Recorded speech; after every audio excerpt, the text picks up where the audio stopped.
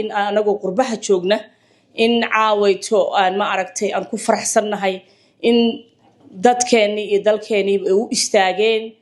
in ay iska difaacaan wax dowladnimada Puntland iyo ma aragtay iyo shacabkoodaba dhibaato ku keenay taageerid aan tusayno dowladii iyo ciidankii iyo shacabka reer Puntland in aynu ma aragtay nahay dad soo jeeda oo u soo istaagi doona oo taagan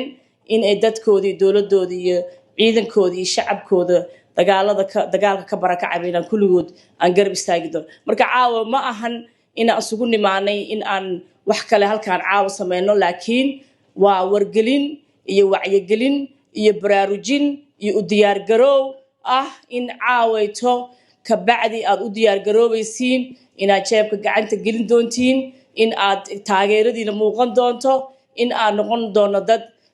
dad maaragtay dalkooda u soo maqan halkan waxaan uga mahadnaqayaa dowladda maaragtay uu hogaaminayo Siciid Cabdullaahi Deni iyo madaxweyne ku xigeenkeena Lagatoor iyo dhammaan cabinetka dowladda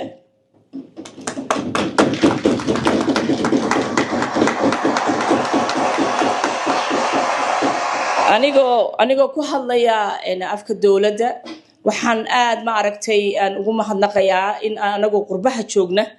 in caawayto aan ma aragtay aan ku faraxsannahay in